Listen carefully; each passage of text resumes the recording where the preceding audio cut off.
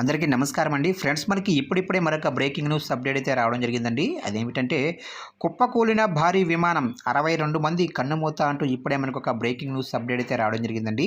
అయితే ఇందుకు సంబంధించిన పూర్తి వివరాలు అయితే మన వీడియోలో తెలుసుకుందామండి. ఎక్కడ ఏంటి అనేది వీడియో మాత్రం ఎక్కడ స్కిప్ చేయకుండా చూడండి ఫ్రెండ్స్. అప్పుడే మనకి పూర్తి సమాచారం అయితే తెలుస్తుంది. ఇక లేట్ చేయకుండా వివరాల్లోకి వెళ్ళిపోదాము.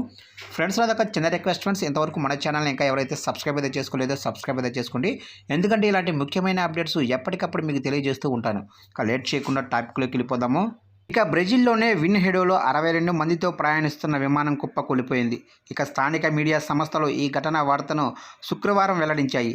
ఇక విమానం గాలిలోనే కుప్పకూలిపోతున్న దృశ్యాలకు సంబంధించిన వీడియో కూడా వైరల్ అవుతుంది. ఈ దుర్ఘటనలో మొత్తం ఫ్లైట్లో ప్రయాణిస్తున్న 62 మంది మరణించినట్లుగా తెలుస్తుంది. ఇక బ్రెజిలియన్ ప్రాంతీయ విమాన సంస్థ ఓపాస్ సావో పాలో రాష్ట్రంలోనే విన్హెడో ప్రాంతంలో ఫ్లైట్ ప్రమాదానికి గురైంది.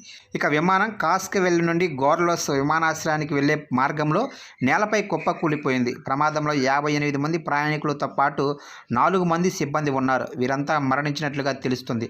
ఇక నేలపై పడిన విమానం ఆకాశం నుండి నేలపైకి పడిపోతున్న దృశ్యాలను కెమెరాలో బంధించడంతో ఆ వీడియో ఇప్పుడు సోషల్ మీడియాలో చక్కర్లు కొడుతుంది. విమానం చెట్ల సమూహంలోకి పడిపోతున్నట్లు కనిపించింది. దాని తర్వాత పెద్ద ఎత్తున నల్లటి పొగలు కూడా కనిపించాయి. ఇక ప్రమాదం సమాచారం తెలుసుకున్న ఎయిర్లైన్స్ సంస్థ బాధితులకు సహాయం చేయడానికి తగిన చర్యలు తీసుకున్నట్లు తెలిపింది.